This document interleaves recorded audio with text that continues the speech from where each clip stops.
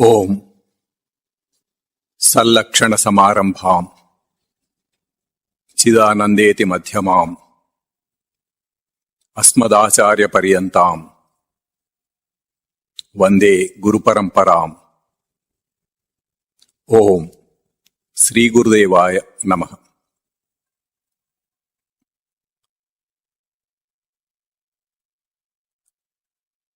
సాధన గురించి చెప్పుకుంటున్నాము. అందులో ముఖ్యంగా సాధన చతుష్టయము అంటే 4 అంశములతో కూడిన సాధన. దాంట్లో మొదటి నిత్యానిత్య వస్తు వివేకము అనేది ముందు చెప్పుకున్నాము. అంటే ఈ సృష్టిలో ఉన్న అన్ని పదార్థాలలో ఏది నిత్యము ఏది అనిత్యము అని విచారణ చేసుకొని దాంట్లో ఆత్మతత్వం తప్ప వేరే ఇంకేది నిత్యం కాదని తెలుసుకున్నాము. ఆ తర్వాత అభౌతికమైన విషయాలు కూడా మన దైనందిన జీవితంలో ఏవేవైతే వస్తున్నాయో వాటిని కొన్నింటిని విచారణ చేసుకొని వాటిలో ఏవి నిత్యము ఏవి అనిత్యము అన్నది తెలుసుకున్నాము.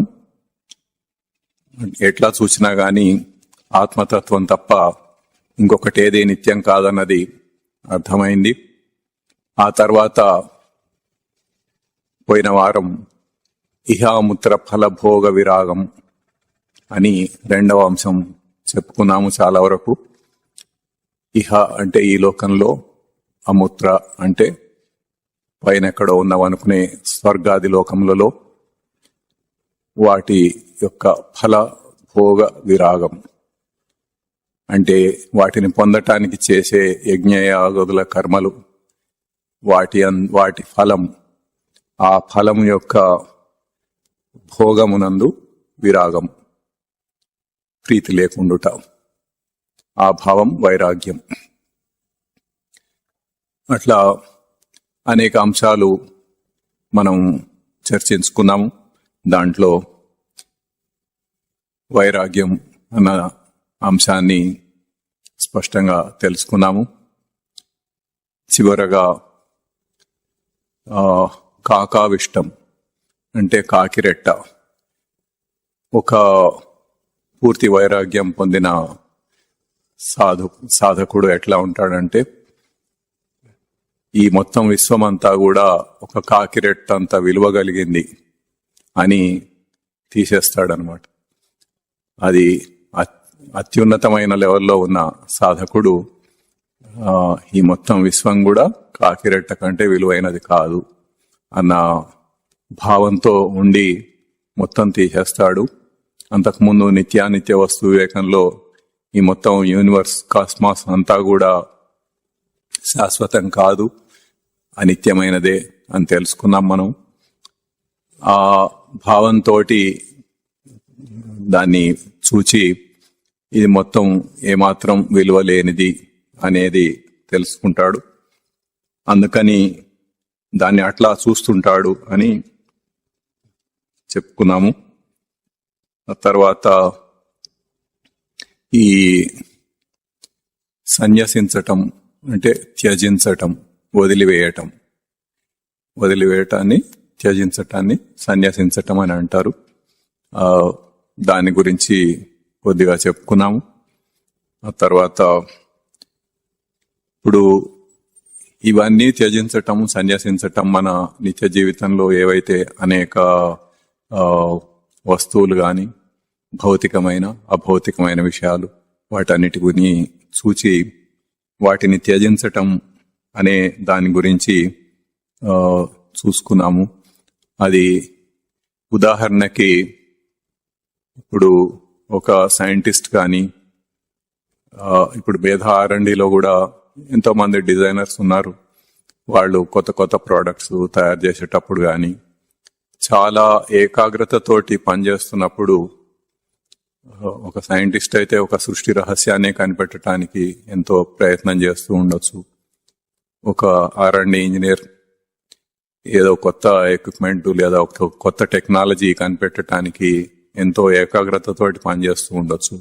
అటువంటి అప్పుడు ఆ చుట్టుపక్కల ఏం జరుగుతుందో అన్నది కూడా స్పృహ లేకుండా పూర్తిగా ఏకాగ్రతతోటి దాని మీదనే దృష్టి పెట్టి ఏదైతే దేని గురించి అయితే ఆలోచిస్తున్నాడో, దేని గురించి అయితే పూర్తిగా విశ్లేషిస్తున్నాడో దాన్ని మాత్రమే ఏకాగ్రతతోటి దాని మీద దృష్టి పెట్టి మిగతా అంతా కూడా అసలు ధ్యాసలో లేకుండా ఉండొచ్చు. వీడు కూడా ఎన్నోసార్లు అటువంటి స్థితిలో పనిచేశాడు ఒకప్పుడు. అట్లా అది మనకి ఈ అంటే ఎవరు వస్తున్నారు, ఎవరు పోతున్నారు, సమయానికి తిండి తింటున్నాడా లేదా, నీళ్లు తాగుతున్నాడా లేదా, ఇట్లాంటి చిన్న చిన్న విషయాలు కూడా పట్టించుకోకుండా పూర్తి ఏకాగ్రతతోటి పనిచేస్తూ ఉండటం చాలాసార్లు జరుగుతూ ఉంటుంది. అదంతా కూడా మరి త్యాగం వంటిదే కదా. ఇప్పుడు ఇక్కడ ఎట్లాగైతే మనం ఒక వైరాగ్యం గురించి, త్యాగం గురించి చెప్పుకుంటున్నామో అట్లాగే అక్కడ కూడా తన పరిసరాల్లో ఏమవుతోంది ఏంటి అన్నది కూడా దృష్టి లేకుండా, ధ్యాస లేకుండా తను ఒక ఏకాగ్రతతోటి దాని మీద పనిచేస్తూ ఉంటాడు. అటువంటి అప్పుడు దానికి దీనికి ఒకటే తేడా ఏంటంటే, ఈ అధ్యాత్మ విద్యలో మనం చెప్పే త్యాగం ఏదైతే ఉన్నదో ఇది కేవలం తన నిజ స్వరూపమునందు దృష్టి పెట్టి ఆ నిజస్వరూపంలో నిలుస్తూ దాన్ని మిగతావన్నీ త్యజిస్తాడు. వాటి విలువ తెలుసుకొని దీని విలువ ఎంత, మిగతా వాటి విలువ ఎంత, అది మనం నిత్యానిత్య వస్తు వివేకంలో మనము స్పష్టంగా విశ్లేషణ చేసుకున్నాము. ఆ దృష్టితోటి త్యజిస్తాడు.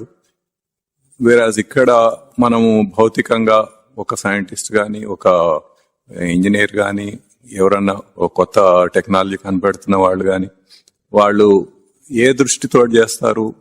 కేవలం ఆ లౌకికమైన ఒక ఆబ్జెక్ట్ గురించి, ఒక ఎక్విప్మెంట్ గురించో, ఒక టెక్నాలజీ గురించో, ఇవన్నీ లౌకికమైనవి. వాటి మీద దృష్టి పెట్టి దాని మీదనే దృష్టితోటి అదే పని చేస్తున్నాడు. అక్కడ ఒక అధ్యాత్మ విద్యలో సాధకుడు ఏదైతే చేస్తున్నాడో అదే ఇక్కడ చేస్తున్నాడు. కేవలం ధ్యేయం ఒక్కటే తేడా. అక్కడ ధ్యేయమేమో తన నిజస్వరూపం, సచ్చిదానంద స్మృతి, కాన్షియస్నెస్. ఇక్కడ ధ్యేయము ఒక లౌకికమైన ఒక ఎక్విప్మెంట్ కానీ, ఒక సాఫ్ట్వేర్ కానీ, ఒక టెక్నాలజీ కానీ, ఏదైనా దాని మీద దృష్టి పెట్టి చేస్తున్నాడు. అయితే అక్కడ త్యజించటం అనేది రెండు ఒకలాగానే ఉంటాయి. మనం సిమిలారిటీస్ చూసుకోవచ్చు. చూసుకుంటే అది అట్లా ఉంటాడో ఇది అట్లాగే ఉంటున్నాడు. కేవలం ధ్యేయం మాత్రమే తేడా ఉంటుంది. ఆ కాస్త తేడాతోటి వీడేమో లౌకికంగానే ఉండిపోతున్నాడు, అక్కడేమో తన నిజ స్వరూపంలోకి వెళ్ళిపోతున్నాడు. అయితే మరి ఇంత చేస్తున్నప్పుడు ఎందుకు అట్లా, ఆ కాస్త దానికి ఎందుకు అట్లా అవుతోంది అని ఆలోచిస్తే, ఇది కేవలం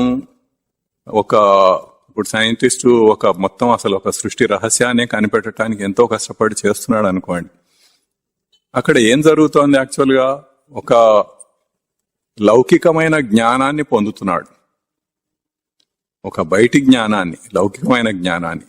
అక్కడ అధ్యాత్మ విద్యలో సాధకుడేమో తన లోపలి జ్ఞానాన్ని తను ఆల్రెడీ పొంది తన నిజ స్వరూపంలో నిలుస్తున్నాడు. అది అక్కడ తేడా. ఈ బయటి జ్ఞానాన్ని, లౌకికమైన జ్ఞానాన్ని ఏదైతే పొందటానికి ఇంత కష్టపడుతున్నాడో దాన్ని ఇంతకు ముందు మనం త్రిగుణముల గురించి చెప్పుకున్నాము. సత్వగుణానికి సుఖ సంజ్ఞేన బధ్నాతి, జ్ఞాన సంజ్ఞేన బధ్నాతి అని. అది లక్షణములు. ఆ సత్వగుణంలో ఉన్న వాళ్ళ లక్షణాలు అట్లా ఉంటాయి.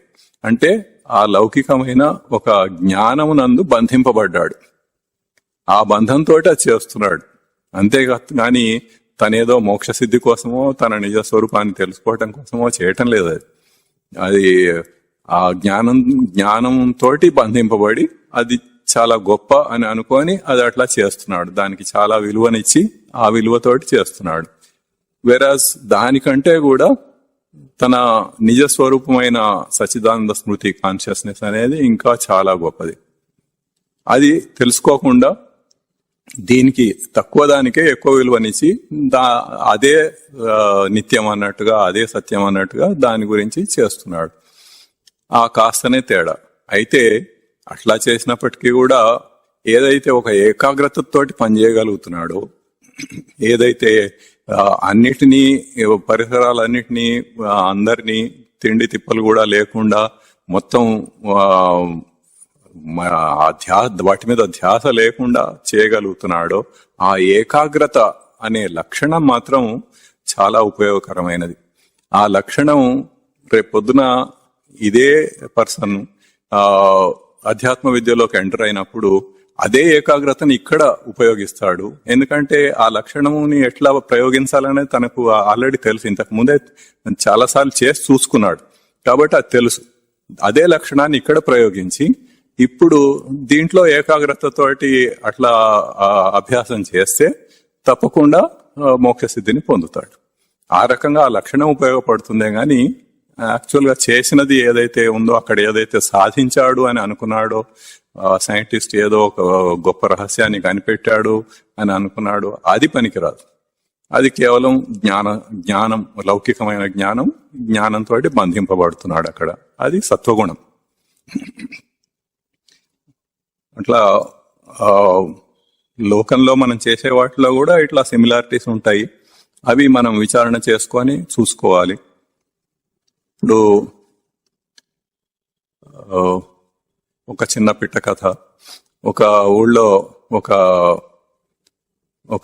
ఒకతను చాలా మంచి ధనవంతుడు, ఆస్తిపాస్తులు అన్నీ ఉన్నవాడే. అధ్యాత్మ విద్యలో ప్రవేశించి చాలా దాని గురించి నేర్చుకొని సన్యసించాలని నిశ్చయించుకుంటాడు. సన్యసించాలని తనకున్న సంపద మొత్తం, ఆస్తిపాస్తులు, ఇల్లుతో సహా అన్ని వేరే వాళ్ళకి దానాలు చేసేసి మొత్తం ఏం లేకుండా చేసేసుకుంటాడు. అప్పుడు ఆ ఊళ్ళో వాళ్ళందరూ ఆయన్ని చూసి చాలా ఆశ్చర్యపడతారు. మొత్తం అంతా తీసేశాడు, ఎంత గొప్పవాడు ఈయనని తప్పకుండా ఈయనని ఫెలిసిటేట్ చేయాలి, అంటే ఒక గౌరవించాలి అన్న పాయింట్ ఆఫ్ వ్యూలో ఒక గౌరవ సభ ఒకటి ఏర్పాటు చేస్తారన్నమాట. ఏర్పాటు చేసి అందరు వస్తారు, కూర్చుంటారు. ఒక్కొక్కళ్ళు మాట్లాడుతూ ఉంటారు ఆయన గొప్పతనం గురించి. అందరూ ప్రశంసిస్తూ ఉంటారు, ఇట్లా చేశాడు, అట్లా చేశాడు, చాలా గొప్పవాడు అని. చివరికి ఆయనని మాట్లాడమంటారు. ఆయన లేచి ఏం చెప్తాడంటే, నేను ఒక శాశ్వతమైన దాని గురించి, ఒక అపరిమితమైన దాని గురించి, అంటే ఇన్ఫినైట్ థింగ్ దాని గురించి, పరిమితమైన ఈ సంపదలు, ఇల్లు, ఆకలి, ఈ వస్తువులు ఇట్లాంటివన్నీ త్యజించాను. కానీ మీరందరూ ఏం చేస్తున్నారు, ఈ పరిమితమైన వాటి గురించి అపరిమితమైనది ఇన్ఫైనైట్ థింగ్ దాన్ని మీరు త్యాగం చేసేస్తున్నారు. మీరు గొప్ప త్యాగులా, నేను గొప్ప త్యాగినా? నాకంటే మీరే చాలా గొప్ప త్యాగులు, మీరే గొప్ప సన్యాసులు అని చెప్పి కొంచెం హాస్యంగా చెప్తాడనమాట. అది అక్కడ గ్రహించాల్సిన విషయం. ఆ తర్వాత ఈ వైరాగ్యంలో కూడా అనేక రకాలుగా లోకంలో చేస్తూ ఉంటారు. వైరాగ్యం అనేది బొత్తిగా మనకెవరికి తెలియని విషయమేం కాదు. మన నిత్య జీవితంలో కూడా అప్పుడప్పుడు వైరాగ్యాన్ని మనం ప్రయోగిస్తూనే ఉంటాం. ఉదాహరణకి ఇప్పుడు ఎవరికైనా చాలా దుర్భరమైన రోగం వచ్చింది అనుకోండి, చాలా పెయిన్ఫుల్ గా ఉంది, అట్లా ఉండటమే చాలా కష్టంగా ఉంది, అట్లా అనుభవిస్తూ ఉంటాడు. అటువంటప్పుడు ఎటువంటి భావం వస్తుంది, ఎట్లాంటి ఫీలింగ్ వస్తుంది? ఎందుకు ఈ బతుకు, ఈ వదిలేసిపోతే పోతుంది కదా అన్నట్టు. అంటే వదిలేసిపోవటం అనేది అంత భావం వాళ్ళకి తెలియదు, కానీ సస్తే పోతుంది కదా అని అనుకుంటాడు మామూలుగా. అదొక వైరాగ్యం. ఆ తర్వాత మామూలుగా అధ్యాత్మ విద్యలో చెప్తూ ఉంటారు ఇంకొకటి, ప్రసూతి వైరాగ్యం అంటారు. అంటే డెలివరీ టైంలో స్త్రీలు చాలా బాధను అనుభవిస్తారు న్యాచురల్ డెలివరీ టైంలో. పూర్వకాలం, ఇప్పుడు అంటే అంతా సిజేరియన్సే కాబట్టి ఎవరికి ఆ బాధ తెలియదు అనుకుంటా బహుశా, కానీ చాలా బాధను అనుభవిస్తూ ఉంటారు. దాన్ని ప్రసూతి వైరాగ్యం అంటారు. అది ఆ తర్వాత ఇంకొకటి శ్మశాన వైరాగ్యం అంటారు.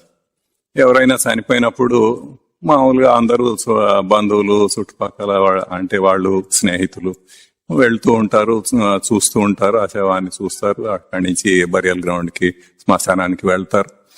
అక్కడ తగలబెట్టడం, పాతి పెట్టడం ఏదో వాళ్ళ పద్ధతుల ప్రకారం చేస్తారు.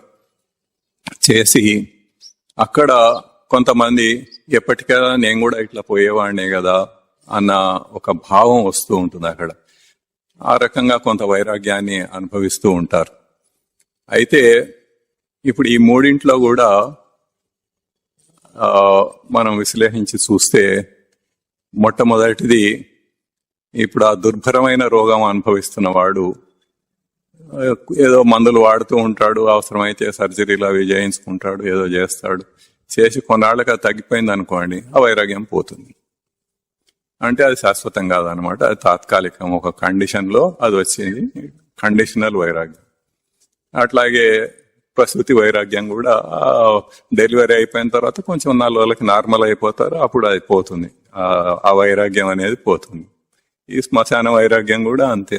అది ఏదో అక్కడ ఉన్నంతసేపు కాసేపు ఉంటుంది, తర్వాత వచ్చి స్నానం చేసేసి ఇంకా మామూలు రొటీన్ లో పడిపోతుంది. కాకపోతే ఇంకో 4 రోజులకు దగ్గర వాళ్ళైతే ఇంకో 4 రోజులు ఎక్కువ దాన్ని మనసులోకి వస్తూ ఉండవచ్చు. ఆ తర్వాత ఎప్పటికైనా కానీ వదిలేక తప్పదు, అది ఎట్లాగో దానంతట అదే పోతుంది. ఆ తర్వాత వైరాగ్యం అనేది ఏమీ ఉండదు. ఇంకా కొంతమంది అసలు ఈ రోజుల్లో అయితే చాలా మంది అటువంటివి కూడా ఒక ఫంక్షన్ లాగా దానికి అలవాటు పడిపోయి ఉంటారు. ఏదైతే ఒక బర్త్డే ఫంక్షనో లేకపోతే ఒక మ్యారేజ్ ఫంక్షనో, ఇట్లా ఎన్నో రకరకాల ఫంక్షన్స్ ఈ రోజుల్లో ఉంటాయి. వాటన్నిటికీ వెళ్ళటానికి అలవాటు పడతారు. అట్లాగే ఎవరైనా చనిపోయినప్పుడు కూడా అట్లా వెళ్లి రావటం అనే దానికి అలవాటు పడిపోయి ఉంటారు. అట్లా వాళ్ళకి అసలు కనీసం ఆ వైరాగ్య భావం కూడా రాదు అక్కడికి వెళ్ళినప్పుడు. రేపొద్దున ఎప్పటికైనా నేను కూడా ఇట్లా పోయేవాడినే కదా అని వాడు అనుకోకుండా ఏదో అన్ని ఫంక్షన్స్కి వెళ్ళినట్టే దాన్ని కూడా వెళ్ళేసి అక్కడ ఆ సమయానికి అక్కడ ఏదో స్థలం అంటారు, అది జరుగుతారు, వచ్చేస్తాడు అంతే. సో ఇవన్నీ కూడా తాత్కాలికమైన వైరాగ్యాలు. అంటే మనకి మన నిత్య జీవితంలో ఇటువంటి అనుభవాలు మనకి తెలుస్తూనే ఉన్నాయి.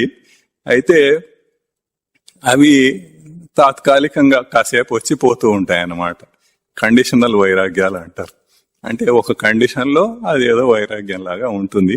ఆ తర్వాత దానికి ఇంకా ఆ వైరాగ్యం అనేది మళ్ళీ కంటిన్యూ కాదు. మళ్ళీ ఎప్పుడో ఇంకో కండిషన్ వస్తే అప్పుడు అది ఈ తాత్కాలికమైన కండిషనల్ వైరాగ్యాలు. ఇట్లా రకరకాలుగా ఉంటాయి వైరాగ్యాలు. అయితే ఏదైతే మనము నిత్యానిత్య వస్తు వివేకంలో పూర్తిగా విచారణ చేసుకొని ఏవి తాత్కాలికమైనవి, అనిత్యమైనవి, ఏది శాశ్వతమైనది, నిత్యమైనది అన్నది మనము దృఢం చేసుకున్నాము. మన సొంత విచారణతోటి మనము దృఢం చేసుకొని దాని మీద ఒక నిశ్చయంతో ఇది శాశ్వతమైనది, సత్యమైనది, ఇది కాదు అని ఆ నిశ్చయంతో ఆ తాత్కాలికమైన వాటిని, అనిత్యమైన వాటిని, విలువలేని వాటిని, వాటన్నిటినీ వదిలేసేయటం అనేది అది త్యాగం. అది వాటిని వదిలేసే ఆ భావము వైరాగ్యం.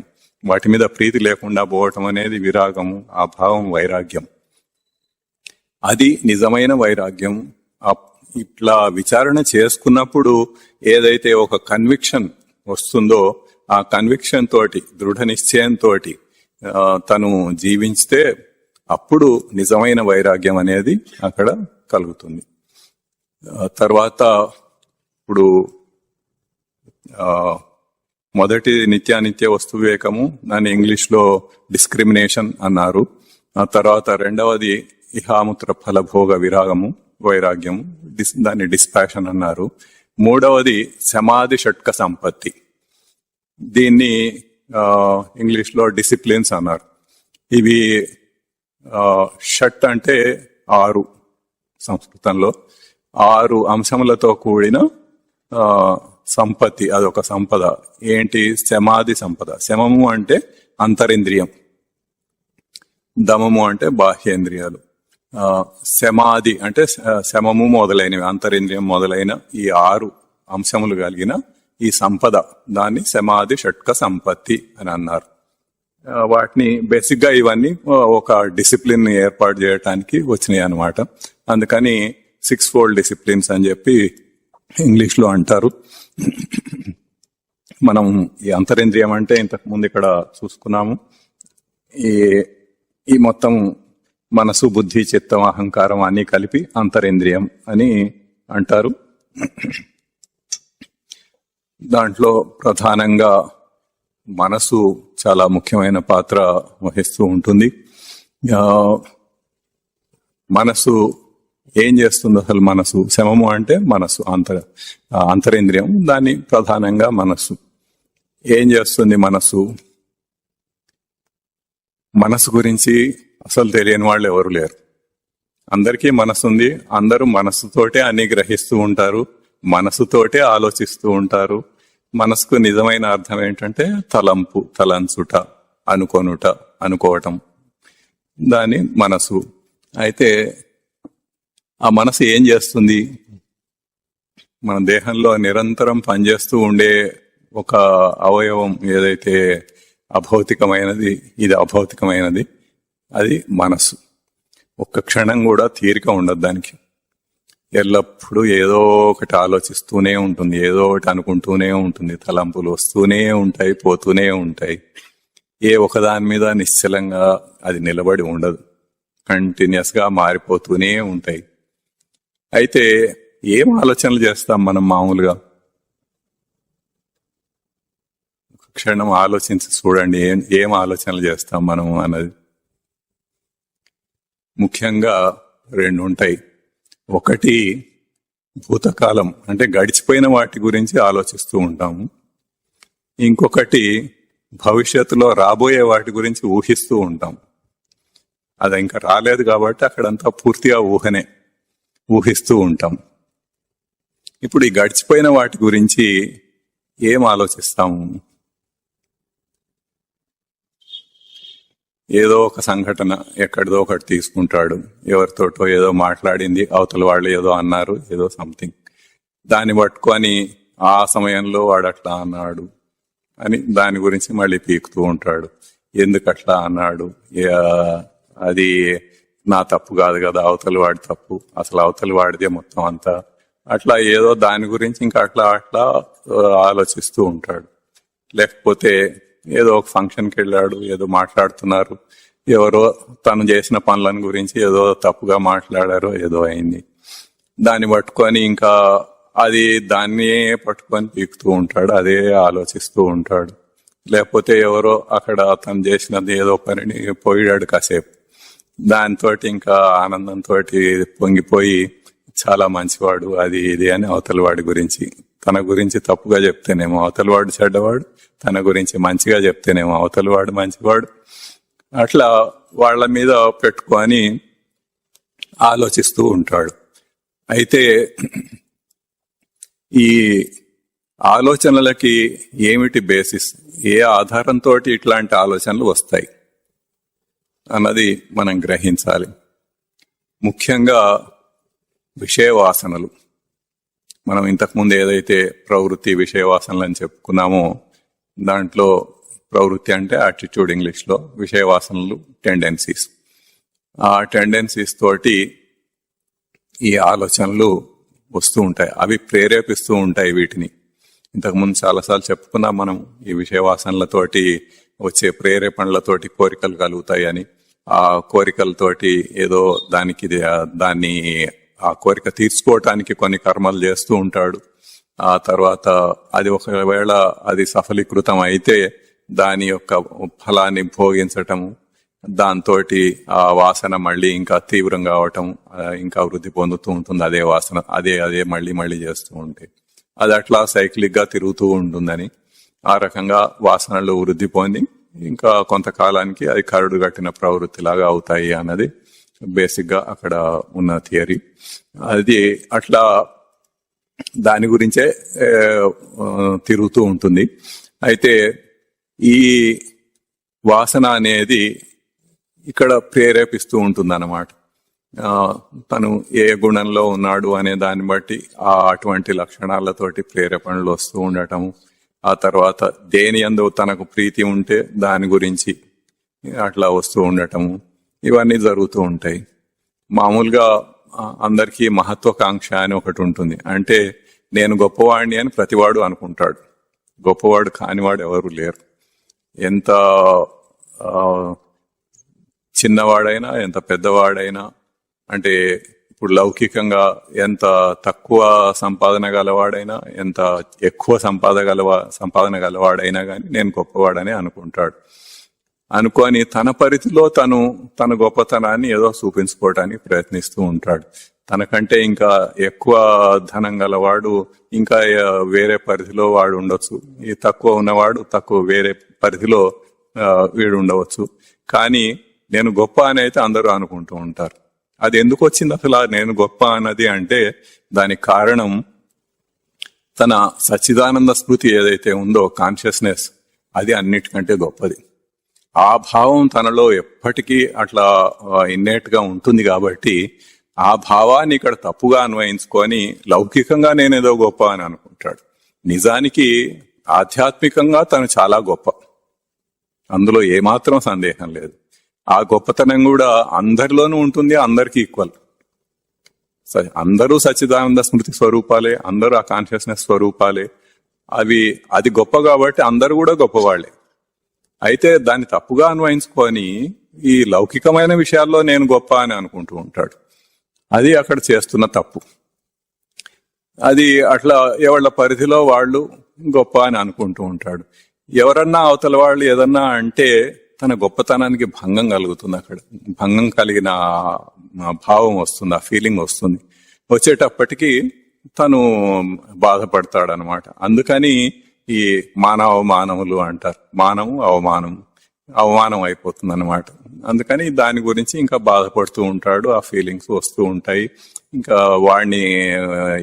వాడి గురించి తప్పుగా అనుకోవటం మొదలు పెడతాడు. వాడి గురించి తప్పుగా ప్రచారం చేయటం మొదలు పెడతాడు. నలుగురితో మాట్లాడినప్పుడు అట్లా అన్న వాడి గురించి వీడు తప్పుగా చెప్తుంటాడు, వీడి గురించి వాడు తప్పుగా చెప్తుంటాడు. ఇట్లా ఏదో రకరకాలుగా నడుస్తూ ఉంటాయి. ఇవన్నీ లోపల ఎప్పుడు తిరుగుతూ ఉంటాయి ఆ మనసులో. ఇది ఒక ఈ మనసు చేసే వ్యవహారం. ఇంకా రెండవది భవిష్యత్తు గురించిన ఊహ. భవిష్యత్తులో ఏది జరిగితే బాగుంటుంది అని తనకు తానే ఊహించుకుంటూ ఉంటాడు. ఇట్లా అయిపోతుంది, అట్లా అయిపోతుంది, ఇట్లా అయితే మంచిది అని. తనకున్న ప్రవృత్తి పరంగా, తన విషయవాసనల ప్రకారంగా ఆ ఊహలు వస్తూ ఉంటాయి. ఆ ఊహలలో ఆనందిస్తూ ఉంటాడు, ఊహలలో విహరిస్తూ ఉంటాడు. అది పూర్తిగా మనం కళలో ఎట్లా అయితే కళలు కంటూ ఉంటామో అది కూడా విషయవాసనల ఆధారంగానే కళలు కంటాం. మనం ఒక మంచం మీద పడుకొని నిద్రపోతున్న వాడు దేహం ఏమాత్రం కదలదు, కానీ కళలో మాత్రం తను కూడా ఉంటాడు. కళలో ఎక్కడెక్కడికో వెళ్తుంటాడు, ఎవరెవరినో కలుస్తుంటాడు, పెద్ద పెద్ద సిటీలు అన్ని ఏదైనా సృష్టించుకుంటాడు, ఎంత గొప్ప వస్తువులైనా సృష్టించేసుకుంటాడు. అవన్నీ ఎవరు సృష్టించేది? మనసు. కేవలం మనసు ఒక్కటే పనిచేస్తూ ఉంటుంది ఆ సమయంలో. మిగతా అన్ని కూడా విశ్రాంతి తీసుకుంటూ ఉంటాయి. ఆ ఒక్క మనసుతోటి అన్ని సృష్టించుకుంటూ ఉంటాడు కళలో. అట్లాగే ఈ జాగ్రత్త అవస్థలో, అంటే మామూలుగా మన మెలకువలో ఉన్న అవస్థలో కూడా ఇవన్నీ ఊహించుకుంటూ ఉంటాడు. దానికి ఆధారం ఏంటంటే ఈ విషయవాసనలు. ఈ విషయవాసనల ఆధారంగా తను ఊహించుకుంటూ ఉంటాడు. అది ఏదో అట్లా అయితే బాగుంటుంది, ఇది గొప్ప, అది ఇది అని అనుకుంటాడు. ఒక్కోసారి ఇంకా నెగిటివ్ గా కూడా వస్తూ ఉండొచ్చు. అంటే తన ఫీలింగ్స్ ని బట్టి వచ్చి మళ్ళీ దాని నుంచి ఏదో అవటం. ఇవన్నీ కూడా ఇటువంటి ఊహలు ఇవన్నీ జరుగుతూ ఉంటాయి. ఇది మనసు మామూలుగా చేస్తున్న, రెగ్యులర్ గా మనసులో తిరుగుతూ ఉండే విషయాలు. ఆ తర్వాత దాంట్లో మూడవ అంశం ఏంటంటే మనసు ఎప్పుడు కూడా నిశ్చలంగా ఒక విషయం మీద ఉండదు. అది ఎప్పుడు మనసుని కోతితోటి పోలుస్తారు మామూలుగా. కోతి ఎప్పుడు నిశ్చలంగా ఉండదు. ఈ కొమ్మ నుంచి ఆ కొమ్మ మీదకి, ఆ కొమ్మ నుంచి ఈ కొమ్మకి అటు ఇటు దూకుతూ ఉంటుంది. అట్లాగే ఈ మనసు కూడా ఒక దగ్గర నుంచి ఇంకో చోటికి, ఇంకో దగ్గర నుంచి ఇంకో చోటికి అట్లా ఎప్పుడు దూకుతూ ఉంటుంది. ఒక విషయం నుంచి ఇంకొక విషయానికి, అక్కడి నుంచి ఇంకో విషయానికి. దేంతో మొదలు పెట్టాడో దాని మీద కాసేపు నిశ్చలంగా విచారణ చేయలేడు. చేయకుండా అది ఎంతో ప్రాక్టీస్ చేసిన వాళ్ళు తప్ప ఇందాక చెప్పిన ఎగ్జాంపుల్లో ఒక సైంటిస్ట్ కానీ ఒక డిజైనర్ కానీ ఏదో కొత్తది ఆవిష్కరించబోయే సమయంలో ఎంత సీరియస్ గా ఏకాగ్రతతో పనిచేస్తారో అప్పుడు నిశ్చలంగా ఒక్క విషయం మీద ఆలోచిస్తూ ఉండటం అనేది జరుగుతుంది. అట్లా కాకుండా నార్మల్ గా ఇప్పుడు ఈవెన్ వాళ్ళైనా కానీ నార్మల్ గా ఉన్నప్పుడు మళ్ళీ ఇట్లాగే లోపల తిరుగుతూనే ఉంటాయి, ఒకదాని నుంచి ఒకదానికి అట్లా దూకుతూనే ఉంటాయి. ఉదాహరణకి ఇప్పుడు ఇంట్లో ఏదో ఒక పదార్థం చేసి పెట్టారనుకోండి, ఇది చాలా బాగుంది అంటాడు. అని ఆ బాగుంది అంటూ ఉండగానే అంతకుముందు ఎప్పుడో ఎక్కడో ఒక హోటల్లో ఇంకోటి ఏదో తినది గుర్తొస్తుంది. దీనికి లింక్ అనమాట అది. ఆ లింక్ లోకి వెళ్ళిపోయి అప్పుడు తిన్నది అది చాలా బాగుంది అని అనుకుంటాడు. అది ఆ హోటల్ ఎక్కడో బెంగళూరులో తిన్నాడు. అది అక్కడి నుంచి బెంగళూరులోకి వెళ్ళిపోతాడు. బెంగళూరులోకి వెళ్ళిపోయి బెంగళూరులో ఎండాకాలం చాలా చల్లగా ఉంటుంది. ఒకప్పుడు హైదరాబాద్ లో కూడా చల్లగా ఉండేది కానీ ఇప్పుడు ఉండటం లేదు, బెంగళూరులో చాలా ఉంటుంది అని అనుకుంటాడు. అక్కడి నుంచి బెంగళూరులో ట్రాఫిక్ చాలా ఎక్కువ, ఎక్కడి నుంచైనా ఎక్కడికైనా వెళ్ళాలంటే చాలా కష్టం, ఎంతో గంటలు పడుతుంది. అదే ఇక్కడైతే ఎంత హాయిగా ఉంటుంది అని అట్లా అనుకుంటాడు. అక్కడి నుంచి ఆ ట్రాఫిక్ లోంచి మళ్ళీ ఎక్కడో సింగపూర్లోకి వెళ్ళిపోతాడు. సింగపూర్కి వెళ్ళిపోయి వాళ్ళు ఎంత డిసిప్లిన్ గా డ్రైవ్ చేస్తూ ఉంటారంటే అక్కడ ఒక ఎయిర్పోర్ట్కి వెళ్లే రోడ్ ఒకటి ఉంటుంది, 2 లేన్స్ ఉంటాయి. కానీ ఎంత డిసిప్లిన్ గా వాళ్ళు వెళ్తుంటారంటే ఎంత ఫాస్ట్ గా వెళ్ళిపోవచ్చు. ఎవరన్నా ఇట్లా ఓవర్టేక్ చేస్తే మళ్ళీ వెంటనే లెఫ్ట్ కి వచ్చేసి అట్లా వెళ్ళిపోతూ ఉంటారు. రైట్ సైడ్ 2 లేన్స్ ఉన్నా కానీ రైట్ సైడ్ లేన్ ఖాళీగానే ఉంటుంది చాలా వరకు. జస్ట్ ఓవర్టేక్ చేసేటప్పుడు మాత్రం అట్లా వెళ్ళి ఇటు వచ్చేస్తాడు. అట్లాంటి డిసిప్లిన్ ఉంటే మన దగ్గర 5-6 లేన్లు ఉన్నా కానీ 6 లేన్లు ఉన్నా మన దగ్గర ఆ డిసిప్లిన్ ఉండదు. ఒక ఆటో వాడు వచ్చి ఈ చివరికి వచ్చేస్తాడు, లారీ ట్రక్ వాడు వచ్చి ఈ చివరికి వచ్చేస్తాడు. అది ఎప్పటికీ స్పీడ్ గా వెళ్ళటం అనేది జరగదు అని అక్కడి నుంచి మళ్ళీ ఇంకెక్కడో అమెరికాకి వెళ్ళిపోతాడు. అక్కడ ఎంత విశాలంగా ఉంటాయి రోడ్లు, అసలు ఎన్నో నెంబర్ ఆఫ్ రోడ్స్ ఉంటాయి. అది ఇది ఇట్లా దానికి ఏదో ఒక విషయం నుంచి ఇంకో దానికి అట్లా దూకుతూనే ఉంటాడు. కంటిన్యూస్ గా మనసు అనేది అట్లా చంచలంగా గంతులు పెడుతూనే ఉంటుంది. ఇది ఇంకొక లక్షణం ఈ మనసుకి. అయితే ఈ 3 లక్షణాలతోటి మనసు ఎప్పుడు చాలా బిజీగా ప్రవర్తిస్తూ ఉంటుంది. దాన్ని ఏకాగ్రం చేసి ఒక్క పాయింట్ మీద నిలబెట్టడం అనేది గొప్ప విషయం. ఆ రకంగా ఇందాక మనం అంటే అది కేవలం కాన్షియస్నెస్ ని దృష్టిలో పెట్టుకోని చెప్పిన విషయమే కానీ అదర్వైజ్ ఏకాగ్రత అనేది చాలా గొప్ప విషయం. ఏదైనా ఈవెన్ స్టూడెంట్స్ కూడా ఇప్పుడు చదువుకునేటప్పుడు ఏదైనా ఒక పాఠం నేర్చుకోవాలి అంటే చాలా ఏకాగ్రతతోటి దాన్ని చదివితేనే అది నేర్చుకోగలుగుతాడు. ఇట్లా అటు ఇటు పరిగెడుతూ ఉండే మనసుతోటి నేర్చుకోవాలంటే నేర్చుకోలేడు, అది నిలబడదు. అట్లా చేస్తూ ఉంటారు. అయితే ఇక్కడ ఈ విషయ వాసనలను త్యజించటం అనేదే మనం చేయవలసిన పని. ఇప్పుడు వీటన్నిటికీ కూడా ఆధారం ఏంటి? అక్కడ విషయ వాసనలు టెండెన్సీస్, వాటిని త్యజించటం అనేది మనం చేయవలసిన పని. అది చేస్తే అప్పుడు ఆధ్యాత్మికంగా మనం వృద్ధి పొందుతాం. అది ఎట్లా చేయాలి అన్నది ఆలోచించాల్సిన విషయం. ఇప్పుడు భూతకాలం గురించి, ఆ జరిగిపోయిన వాటి గురించి, ఎన్నో సంఘటనల గురించి, చాలా ఈవెంట్స్ గురించి మనం ఆలోచిస్తూ ఉన్నాం. ఇప్పుడు దాంట్లో ఏ విషయవాసనతోటి ఎట్లా వస్తుంది అది అన్నది మనం తెలుసుకోవాలి. తెలుసుకుంటే అది మనం విడిచిపెట్టడం అనేది మనం చేయటం సులభం అవుతుంది. అయితే ఎట్లా తెలుసుకోవాలి అంటే మామూలుగా ఖాళీగా కూర్చున్నప్పుడు ఒక నోట్బుక్, ఒక పెన్ను పెట్టుకొని కూర్చొని మనసులోకి ఏదొస్తే అది అక్కడ రాయాలి. దాని తర్వాత దాంట్లోంచి ఇంకో దాంట్లోకి దూకుతుంది అది ఎట్లాగో, అది మళ్ళీ అక్కడ రాయాలి. ఇంకో దాంట్లోకి దూకుతుంది, అది మళ్ళీ రాయాలి. ఇట్లా కొంతసేపు అట్లా అన్ని రాసుకుంటూ పోతే ఎటువంటి ఆలోచనలు తనకు వస్తున్నాయి. దాన్ని కొన్ని రాసిన తర్వాత దాన్ని పరీక్షించి చూస్తే, విశ్లేషణ చేస్తే అర్థమవుతుంది ఎటువంటి ప్రేరేపణలతోటి ఇది జరుగుతోంది, దీనికి ఆధారంగా ఏమున్నది, దేని ఆధారంతో ఇది ఈ రకంగా ఆలోచిస్తున్నది అన్నది ఒక ప్యాటర్న్ కనపడుతుంది అక్కడ. ఆ ప్యాటర్న్ ఏదన్నది పట్టుకుంటే దాంతోటి మనం అది ఏ ఏ గుణానికి సంబంధించినది అన్నది తెలుస్తుంది. అప్పుడు దానికి విరుగుడు ఏంటి అని అంటే నిజానికి అది ఫలానా దానికి దీనికి ఈ గుణము దీనికి ఈ గుణము అని అట్లా మనకి ఒక వొకాబులరీలో పేర్లు పెట్టారు. జస్ట్ ఇట్లా మాట్లాడుకోవటానికి ఒకళ్ళు చెప్పింది ఇంకొకళ్ళకి అర్థం కావటానికి పేర్లు పెట్టారే గాని నిజానికి పేర్లు అనేది ఇంపార్టెంట్ కాదు. అక్కడ ఆ భావం అనేది అది ఏమిటి, దాన్ని ఎట్లా తగ్గించుకోవాలి అన్నదే ముఖ్యమైన విషయం. దాని పేరుతోటి ఏముంది, అక్కడ పేరు అన్నది ముఖ్యం కాదు. కాకపోతే ఒకళ్ళకొకళ్ళు చెప్పుకోవడానికి భాష అనేది ముఖ్యం. ఆ రకంగా పేర్లు ఉంటాయి.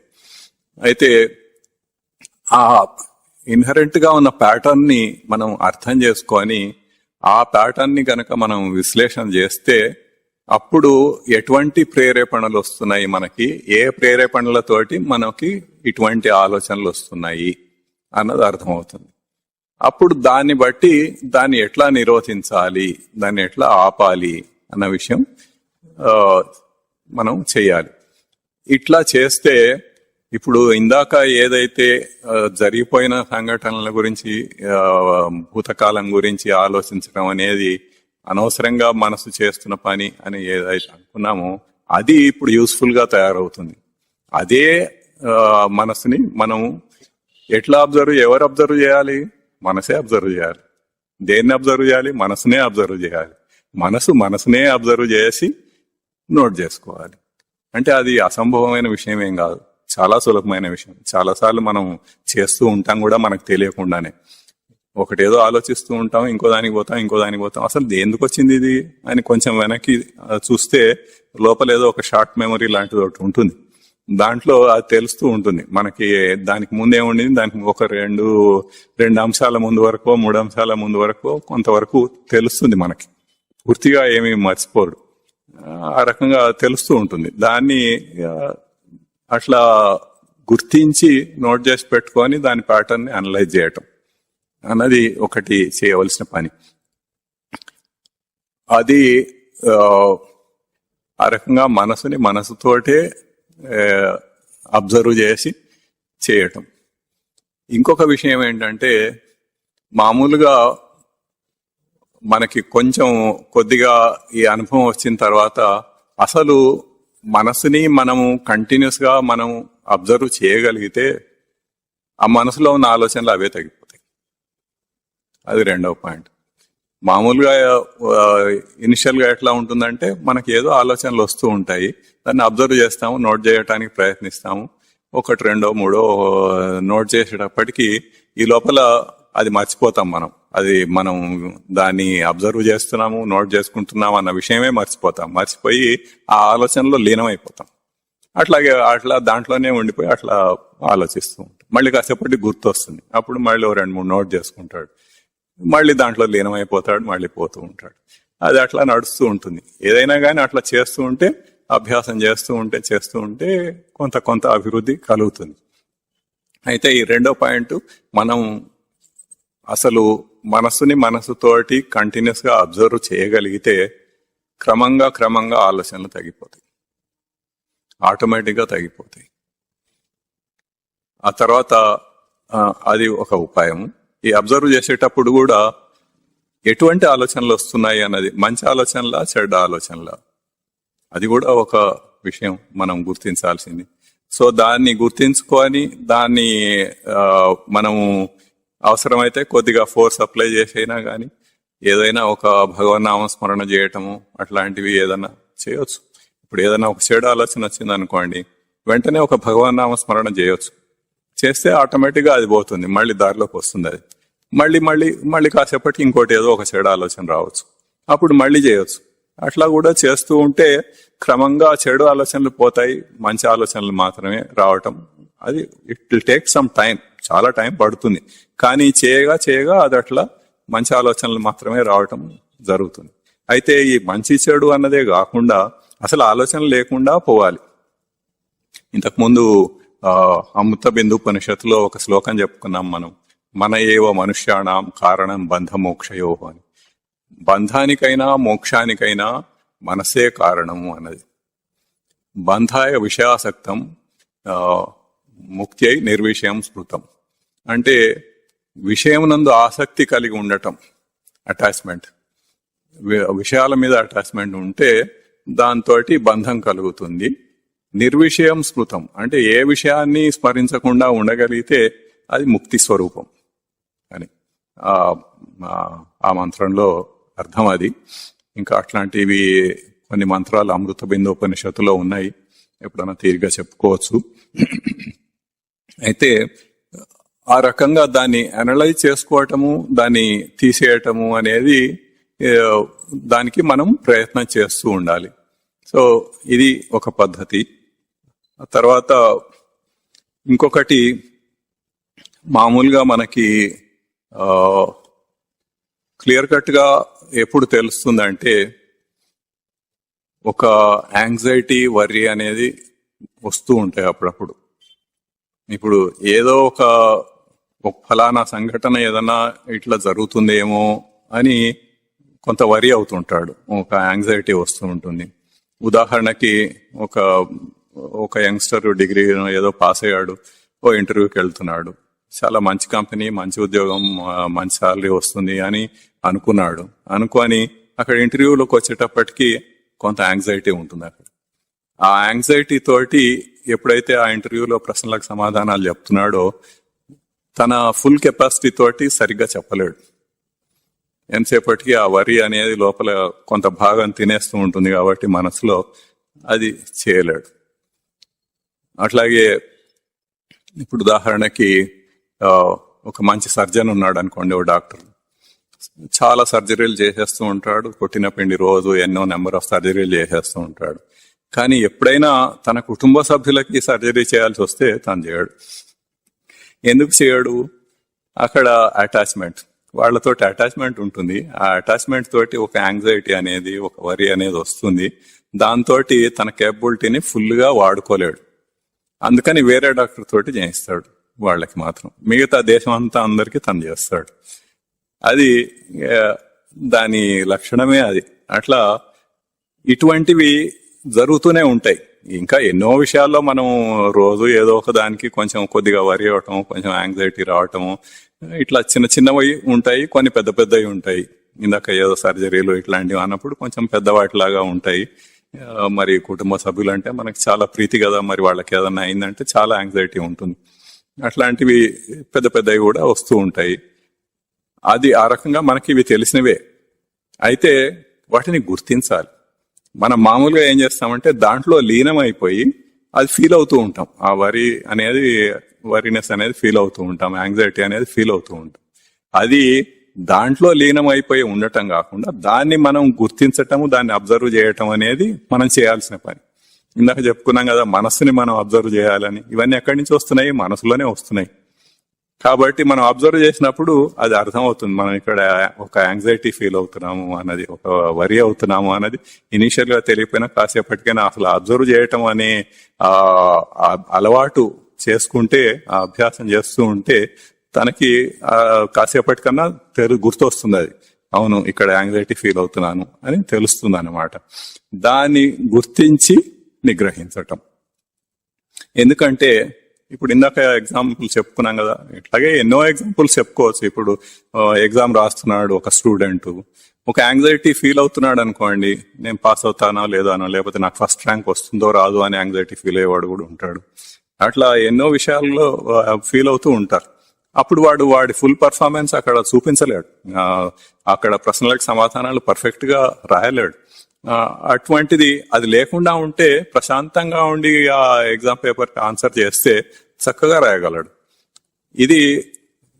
అది ఉండకూడదు అని అందరికీ తెలుసు మనకి, అయినా కానీ ఉంటూ ఉంటుంది, దానిలో లీనమై మనం చేస్తూనే ఉంటాం. ఎప్పుడైతే ఇది అబ్జర్వ్ చేయటం మొదలు పెడతామో అది తెలుస్తూ ఉంటుంది మనకి.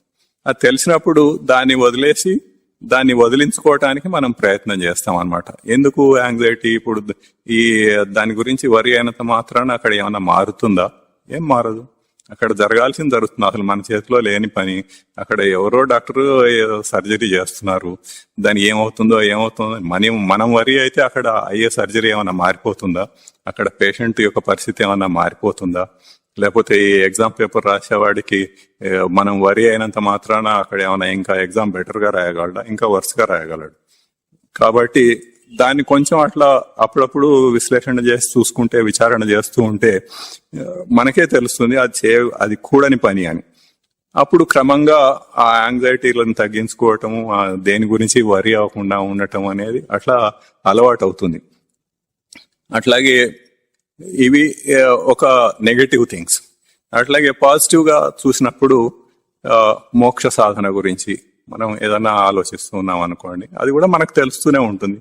మన మనసుని మనం అబ్జర్వ్ చేయగలం కాబట్టి అది కూడా తెలుస్తుంది. అయితే ఏదన్నా ఒకటి జరిగినప్పుడు ఏదో ఒక స్టెప్ సాధించినప్పుడు కొంచెం సంతోషం వస్తుంది, కొంచెం తృప్తి కలుగుతుంది, లేకపోతే కొంత ప్రశాంతత అనేది వస్తుంది. అది కూడా అబ్జర్వ్ చేయాలి. అబ్జర్వ్ చేసి ఇది నెగటివ్ లో ఇట్లా అవుతోంది, పాజిటివ్ సైడ్ వెళ్తే ఇట్లా అవుతోంది. అవి రెండు కంపేర్ చేసి ఎప్పుడైతే విచారణ చేసుకుంటాడో అప్పుడు దాంట్లో ఉన్న సౌభాగ్యం ఏంటో అర్థమవుతుంది, దీంట్లో ఉన్న ఇబ్బంది ఏమిటో అర్థమవుతుంది. ఎందుకు మనం ఇంత కష్టపడి ఇట్లా జీవిస్తున్నాము, ఆ రకంగా ఎంతో హాయిగా జీవించవచ్చు కదా అన్నది మనకి అట్లా విచారణ చేసుకుంటూ ఉంటే అర్థమవుతూ ఉంటుంది.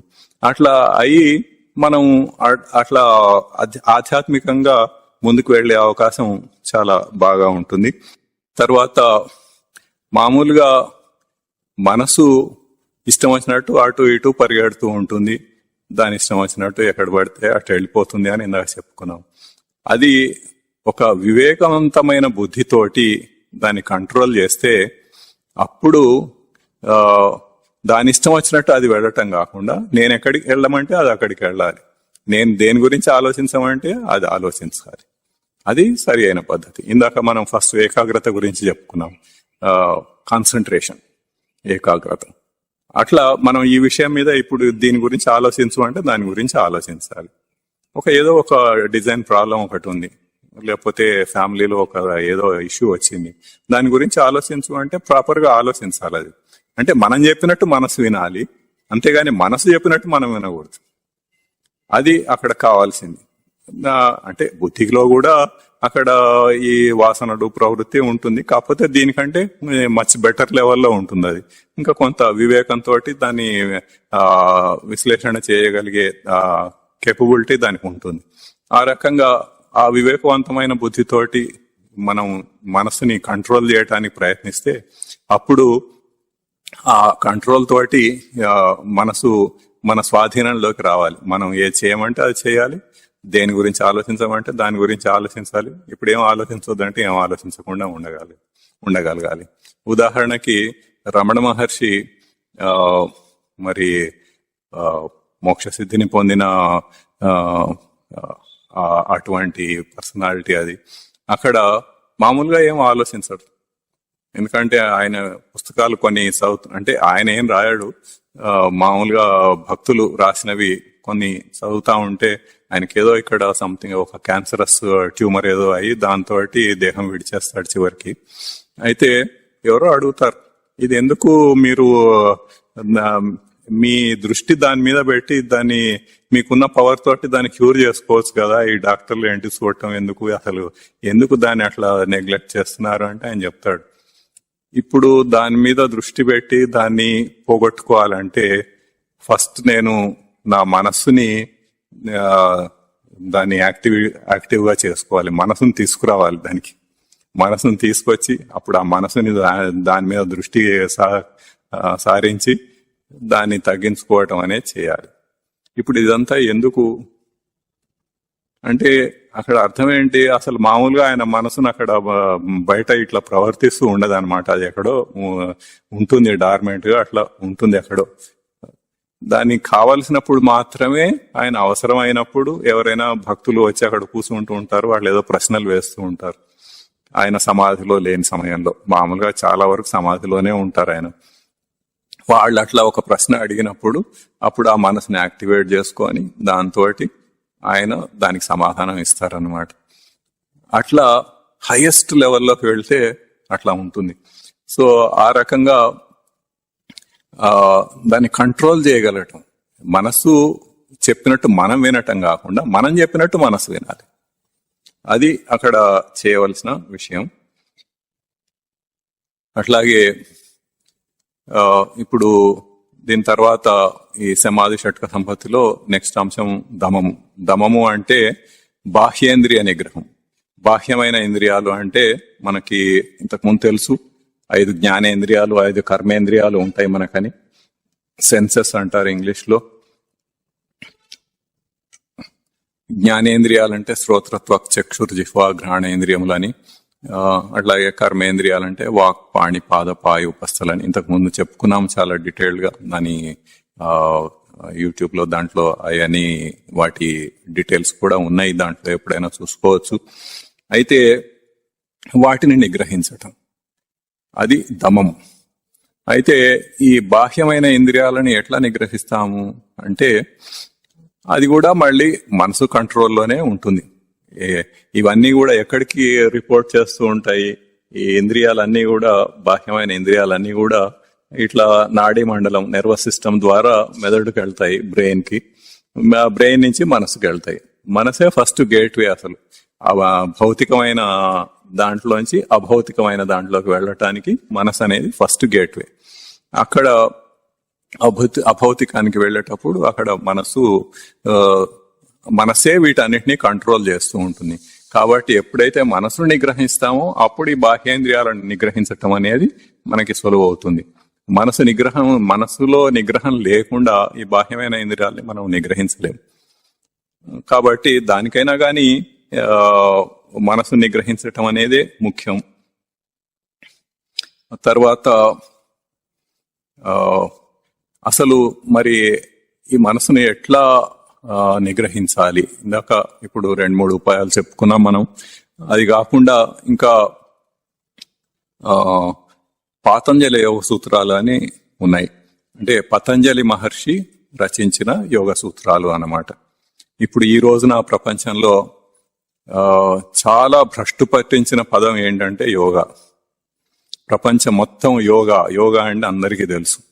ఏంటి తెలుసు? ఏదో ఆసనాలు వేయటం, దాంతో చాలా రోగాలు పోతాయి, ఆరోగ్యంగా అయిపోతారు అని.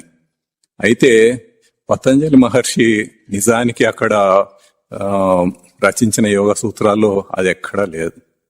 ఇదంతా వీళ్ళు కల్పించింది, ఎక్కడి నుంచో తీసుకొచ్చింది అనమాట. వీటన్నిటికీ అసలు ఒరిజినేటర్ పతంజలి మహర్షి. ఆయన చెప్పిన 202 ఏదో ఉన్నాయి యోగ సూత్రాలు. వాటిలో ఎక్కడ కూడా ఈ ఆసనాలు ఇవన్నీ లేవు అక్కడ. ఆయన ఏం చెప్తారంటే మొట్టమొదటి సూత్రం అథ యోగానుశాసనం. అంటే అటు పిమ్మట యోగం శాసింపబడుతుంది.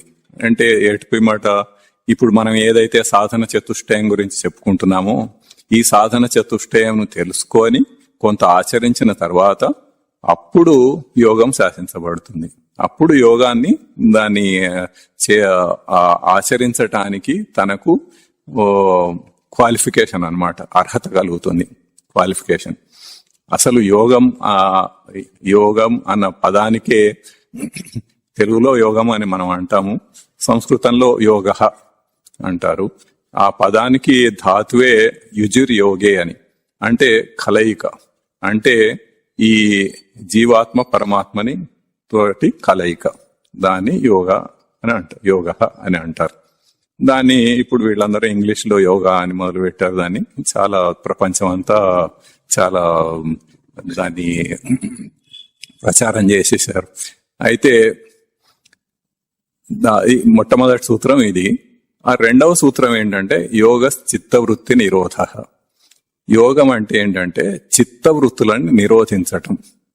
చిత్తంలో ఏదైతే వృత్తులు, ఇప్పుడు ఇందాక మనం మనసు గురించి చెప్పుకుంటున్నాము, ఏదో మనసు ఎట్లా ప్రవర్తిస్తూ ఏంటి, అవన్నీ కూడా ఆ మనసులో కలిగే ఆలోచనలు అవన్నీ వృత్తులు అంటారు, ఆ మనోవృత్తులు అన్నమాట.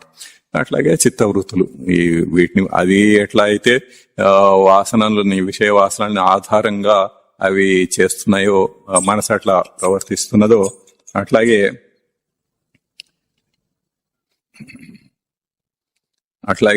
ఈ చిత్తవృత్తులు కూడా అంతే. కేవలం త్రిగుణముల ఆధారంగా వచ్చేవి చిత్తం వృత్తులు. మనము అది కూడా ఇక్కడ చిత్తం అనే దానికి ఇక్కడ చూపించుకున్నాం మనం. ఇక్కడ ప్రవృత్తి నుంచి ఏదైతే ఒక కిరణం వస్తుందో ప్రవృత్తి కిరణం, దాంట్లో ఇక్కడ ఈ చిత్తం అనేది దాన్ని ఎట్లా చైతన్యవంతం చేసుకోవటం అనేది అక్కడ జరుగుతుంది. ఈ మనసు, బుద్ధి, చిత్తం, అహంకారం అన్ని కూడా అదే ఫాలో అవుతూ ఉంటాయి. అట్లా ఆ చిత్తవృత్తులని నిరోధించటం అనేది యోగం. So this is the definition for యోగం. రెండో సూత్రంలోనే డైరెక్ట్ గా చెప్పేశారు యోగాన్ని ఎట్లా డిఫైన్ చేయాలి. యోగ చిత్తవృత్తి నిరోధ, చిత్తవృత్తులను నిరోధించటమే యోగం. అంతేగాని ఏదో ఆ ఆసనం వేస్తే అవుతుంది, ఈ ఆసనం వేస్తే అవుతుందని ఎక్కడ చెప్పలేదు. అసలు ఆ సూత్రాల్లో కూడా అట్లాంటివి లేవు. ఆ తర్వాత మూడో సూత్రంలో ఏం చెప్పారంటే తదా ద్రష్టు స్వరూపే అవస్థానం.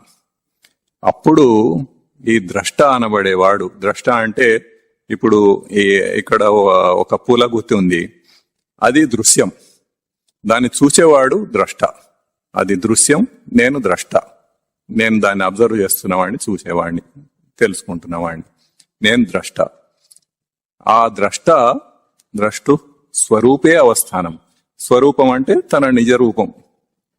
తన నిజ రూపం ఏమిటి? సచ్చిదానంద స్మృతి, కాన్షియస్నెస్. ఆ స్వరూపే అవస్థానం అంటే తన నిజ స్వరూపంలో స్థిరంగా ఉంటాడు. ఎప్పుడు ఈ చిత్తవృత్తులని ఏదైతే డిఫైన్ చేశారో, యోగం అంటే చిత్తవృత్తులను నిరోధించటమే. నిరోధించటం అంటే ఆపటం. దాన్ని ఆపటం అన్నది యోగం అని ఏదైతే నిర్వచించారో, దాన్ని చేసినప్పుడు ఈ ద్రష్ట అనబడేవాడు, దాన్ని ఎవరైతే చూస్తున్నాడో సాక్షిగా, ఆ ద్రష్ట తన నిజ రూపంలో స్థిరంగా ఉంటాడు. అంటే దాని ఫలం ఇదన్నమాట. ఇది నిర్వచనం యోగానికి. ఆ నిర్వచనాన్ని దాన్ని గనక చేయగలిగితే దాని ఫలం ఇది.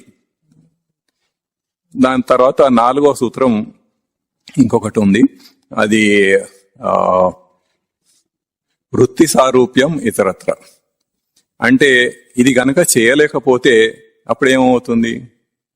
వృత్తి సారూప్యం అంటే చిత్తవృత్తుల యొక్క రూపంలోనే ఉంటాడు. అంటే ఫస్ట్ మొట్టమొదటి సూత్రంలో దాని క్వాలిఫికేషన్ ఏంటి అనేది చెప్పారు. ఈ సాధన చతుష్టయ సంపద ఏదైతే మనం ఇప్పుడు తెలుసుకుంటున్నామో అది కొంతవరకు దాన్ని తెలుసుకొని కొంతవరకు ఆచరించి ఒక లెవెల్కి వచ్చినప్పుడు అప్పుడు ఆ క్వాలిఫికేషన్ వస్తుంది, అర్హత వస్తుంది ఈ యోగ శాస్త్రాన్ని చదవటానికి.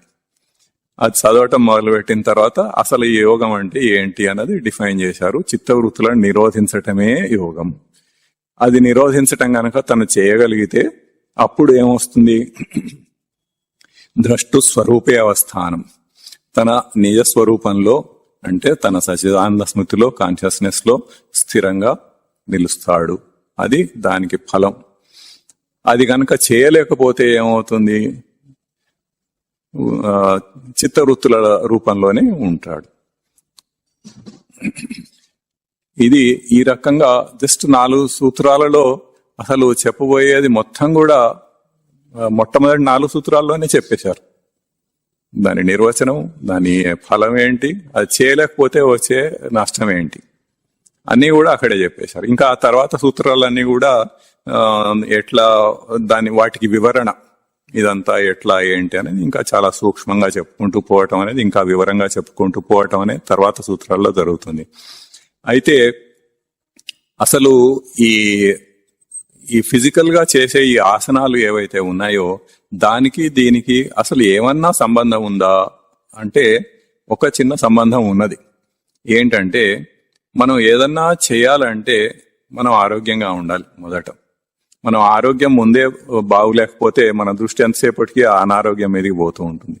అప్పుడు మనం చేయదలుచుకున్న ఈ అధ్యాత్మ విద్యను నేర్చుకోవటం కానీ, ఆచరించటం కానీ, ఇటువంటివి ఏవైతే ఆచరణ చెప్పారో వాటిని ఆచరించటం కానీ మనం చేయలేకపోతాం. అందుకని శరీరాన్ని ఆరోగ్యంగా ఉంచుకోవటం అనేది ముఖ్యం. ఉదాహరణకి అంటే ఇప్పుడు ఈ అధ్యాత్మ విద్యని తెలుసుకొని ఆచరించి తన నిజస్వరూపంలో నిలవటం అనేది తన ధ్యేయం. ఆ ధ్యేయాన్ని సాధించటానికి తన దేహం తనకి ఆరోగ్యంగా ఉండటం అనేది అవసరం. కాబట్టి దాన్ని ఆరోగ్యంగా ఉంచటానికి మనం ప్రయత్నిస్తూ ఉంటాం. దానికి ఒక ఉదాహరణ ఏంటంటే, ఇప్పుడు పాలు మామూలుగా చాలా సెన్సిటివ్ మెటీరియల్.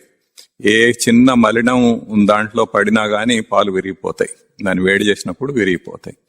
అందుకని ఇళ్లలో మనం మామూలుగా ఏం చేస్తాం, పాల గిన్నె అనేది ఒకటి విడిగా పెట్టుకొని దాన్ని చాలా శుభ్రంగా దాన్ని తోమి పెట్టుకోవటము, అట్లా మెయింటైన్ చేయటం అనేది మనం చేస్తూ ఉంటాం. ఏమాత్రం మలినం లేకుండా. దాంట్లో ఏమాత్రం మలినం వచ్చినా గానీ అది వేడి చేసినప్పుడు విరిగిపోతుంది, పాలు విరిగిపోతాయి. అయితే ఇప్పుడు ఆ గిన్నెని తోమటం, అంత శుభ్రంగా ఉంచుకోవటం అనేది దేనికోసం చేస్తాము? పాల కోసం చేస్తాం, గిన్నె కోసం కాదు. గిన్నె శుభ్రంగా ఉంచడానికి గిన్నె ఇదంతా చేయటం లేదు తతంగా. మనం పాలు విరిగిపోకుండా ఉండాలని మనం గిన్నెని శుభ్రంగా పెడుతున్నాం. అట్లాగే మన ఇక్కడ అధ్యాత్మ విద్యను తెలుసుకొని ఆచరించి తన నిజ స్వరూపాన్ని తెలుసుకొని నిజ స్వరూపంలో శాశ్వత సుఖాన్ని పొందుతూ, ఏదైతే మనము బిగినింగ్ లో మన ధ్యేయం ఏంటైతే ఏదైతే చెప్పుకున్నామో శాశ్వత సుఖాన్ని పొందాలి అని, ఈ బాధలన్నీ తొలగించుకోవాలి అని, తన నిజ స్వరూపంలో నిలిచి తృప్తిగా ప్రశాంతంగా ఉండాలి అన్న ఒక ధ్యేయంతో మనం ఇవన్నీ నేర్చుకుంటున్నాము. ఆ ధ్యేయం కోసం మనం దేహాన్ని ఆరోగ్యంగా ఉంచుకోవటానికి చేయాలి కొన్ని. అటువంటి వాటిల్లో ఈ ఆసనాలు ఇట్లాంటివి మనం చేస్తే ఏం తప్పులేదు, అది ఏం తప్పని వీడు చెప్పటం లేదు. కానీ యోగా అంటే అది కాదు. అసలు యోగా అన్న పదమే అది వేరు. సంస్కృతంలో యోగా, తెలుగులో యోగం, మరి ఇంకా హిందీలో గట్రా ఏమైనా యోగా అని ఉందేమో నాకు తెలియదు, బహుశా ఉంటే ఉండొచ్చు కాక. అయితే అది మాత్రం ఇది కాదు. దానికి మనకు కావలసిన ధ్యేయాన్ని మనం నిలుపుకోవటం కోసం దాన్ని వాడుకుంటున్నాం అంతే. అట్లాగే మనం ఓ కారు ఉందనుకోండి, మనం ఎక్కడికైనా వెళ్ళాలంటే కారు వేసుకొని వెళ్తాం. అది మనం ఎక్కడికి వెళ్ళాలన్నా కారు సరిగా పనిచేయాలి కాబట్టి దాన్ని ప్రాపర్ గా మెయింటైన్ చేస్తూ ఉంటాం. దానికి ఎప్పుడెప్పుడు షెడ్యూల్డ్ మెయింటెనెన్స్ ఉన్నాయో అవన్నీ చేయిస్తూ ఉండటము, దానికి కావాల్సిన పీరియాడిసిటీలో ఇంజిన్ ఆయిల్స్ అవి పోస్తూ ఉండటం, రెగ్యులర్ గా పెట్రోల్ పోయిస్తూ ఉండటం, ఇట్లాంటివి చేస్తాం. ఎందుకు? మనం తిరగటానికి. కారు కోసం కాదు, కారు మన కోసం ఉంది, మనం కారు కోసం లేము. అట్లాగే ఇక్కడ కూడా మనకు ఒక ధ్యేయం ఉంది. ఆ ధ్యేయం కోసం ఈ దేహాన్ని మనం దీన్ని ప్రాపర్ గా పోషించాలి, దాన్ని హెల్దీగా ఉంచాలి. అది మన ధ్యేయం కోసం. దానికోసం మనం అవసరమైతే యోగాసనాలు చేస్తాము, ఇంకా ఏదైనా చేస్తాము.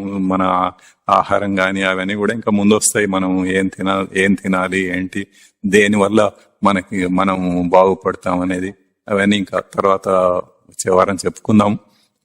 అయితే ఈ రకంగా ధ్యేయం ఏంటి అనేది మనం గుర్తించుకొని ప్రవర్తించడం అనేది ముఖ్యం.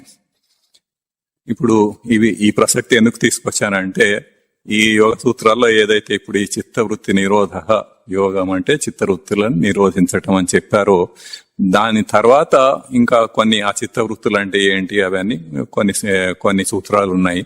ఆ సూత్రాల తర్వాత దాన్ని ఎట్లా నిరోధించాలి అనేది మళ్ళీ కొన్ని సూత్రాలు ఉన్నాయి. ఆ సూత్రాల మీద వీఆర్ ఇంట్రెస్టెడ్ నౌ. ఇప్పుడు దాని గురించి మన ఆసక్తి.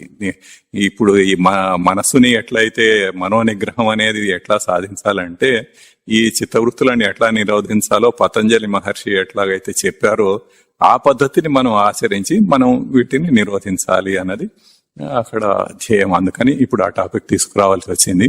అది ఆ సూత్రాలు అదంతా కూడా వచ్చే వారం చెప్పుకుందాం. ఓం తత్సత్.